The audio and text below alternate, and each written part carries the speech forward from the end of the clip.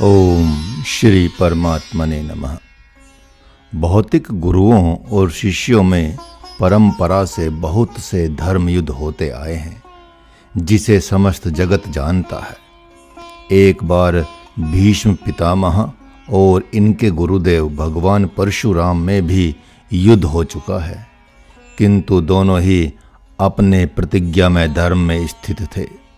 इसलिए ऐसा करने पर भी उनका सुयश बना का बना रह गया।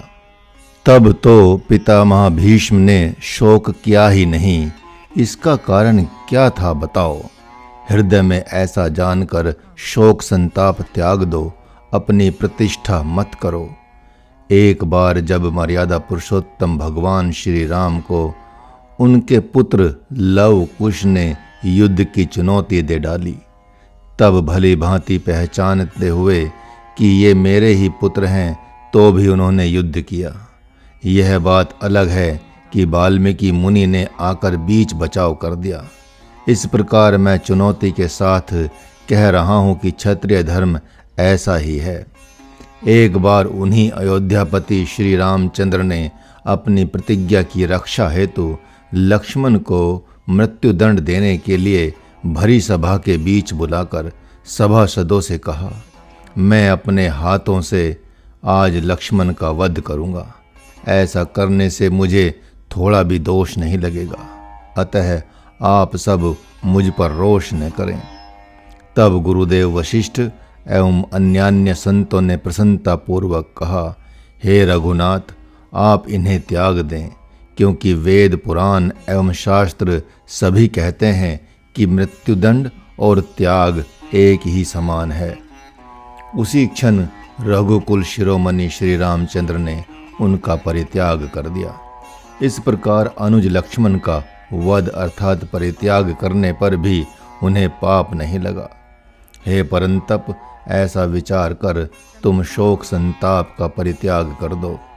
यदि इस समय तुम जप तप करते हो तो पाप ही लगेगा, क्योंकि इस समय तुम्हारे लिए युद्ध करना ही भजन ध्यान जप तप सब कुछ है।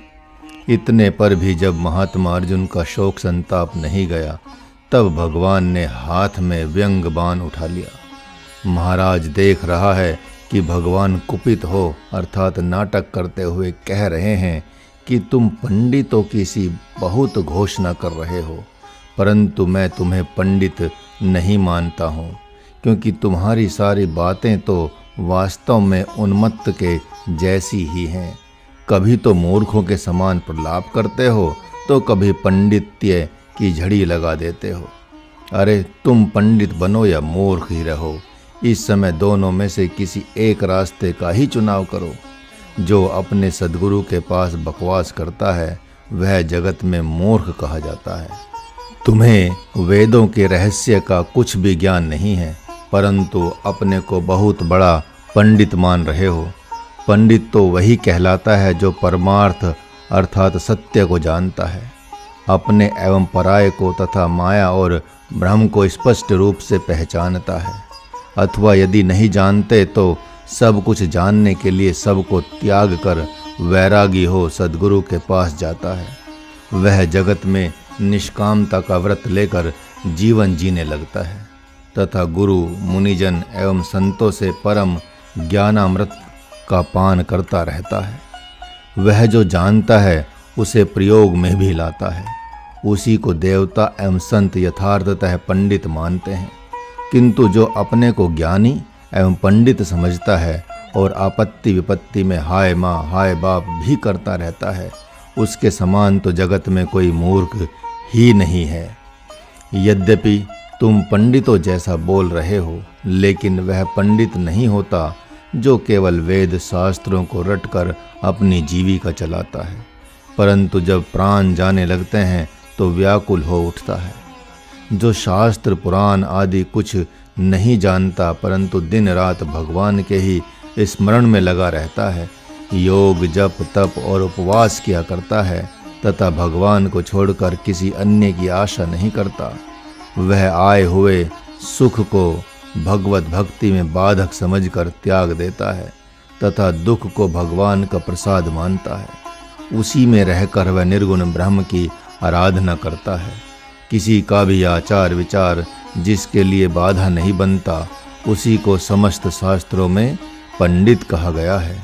हे भारत, मैं तू यह वह एक मधुर पहेली है, जिसे वह घर अथवा वन में सुख दुख सहन करते हुए खोजता रहता है। मान अपमान में मौन रहता हुआ इस धरा पर बहुत से सिद्धांत रूपी नदी में उसका चित्त नहीं बहता। वह जीवन मरण को महत्व नहीं देता, अपितु इन सब को माया में समझता है। मक्खी मरे या किसी प्रिय स्वजन की मृत्यु हो, इन दोनों को समान समझता है तथा इससे उसके मन में शोक संताप नहीं होता। मैं तो उसे ही पंडित मानता हूँ, न कि तुम्हारे जैसे मूर्ख को जो व्यर्थ ही बकवास करता है और थोड़ी सी बात में व्याकुल हो जाता है। पंडितों की एक परिभाषा तो तुम दे रहे हो जिसमें इच्छाओं का अंत नहीं है, और एक महात्मा विदुर ने राजा धृतराष्ट्र तथा पितामह भीष्म आदि के पास श्रेष्ठ पंडितों के लक्षणों को परिभाषित किया है, जो अति विलक्षण है। मैं ही ब्रह्म हूँ, ऐसा ज्ञान त्याग के बिना वाणी का विलास मात्र है। अतः यह भी एक भौतिक आसक्ति ही कही जाएगी। आत्म प्राप्ति के विपरीत कर्म में प्रीति, स्वधर्म में भली प्रकार स्थिति नहीं कही जाती। जगत के भले के लिए जो तितिक्षा है, वह एकमात्र भौतिक कामना ही कही जाती है।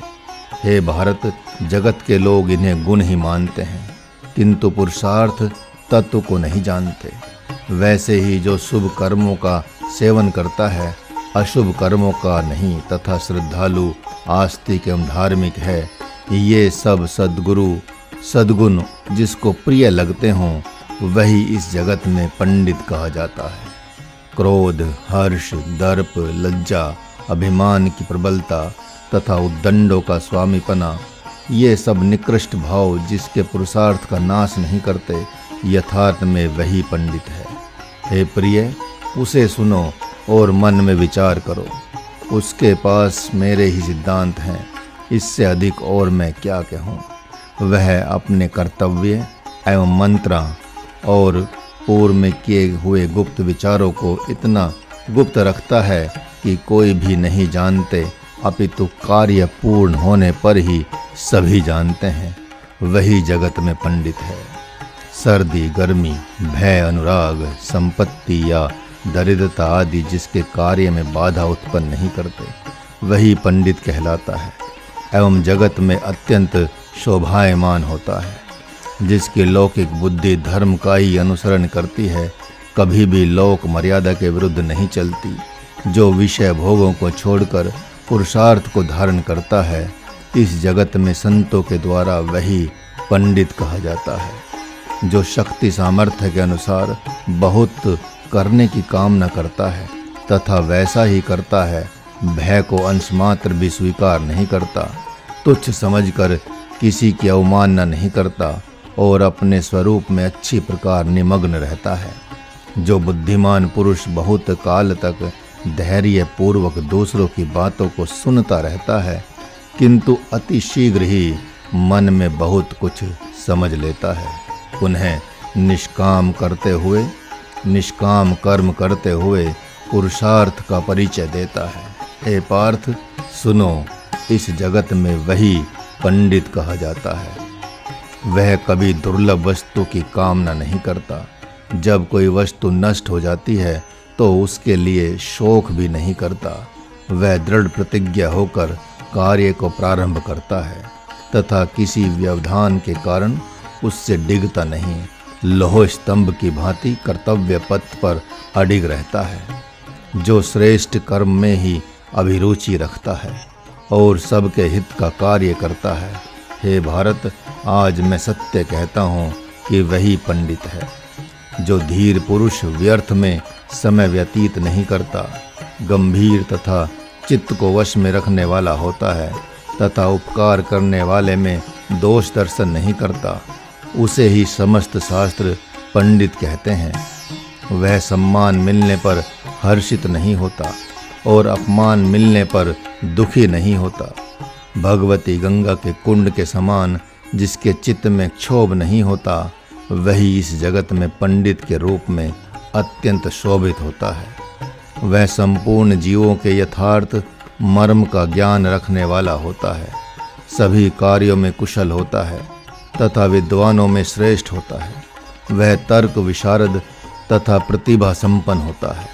उसकी मति सुनते ही तत्काल निर्णय लेकर उत्तर देने वाली होती है, जो शास्त्रों के गूढ़ रहस्यों को अति शीघ्र बता देता है, वही पंडित है।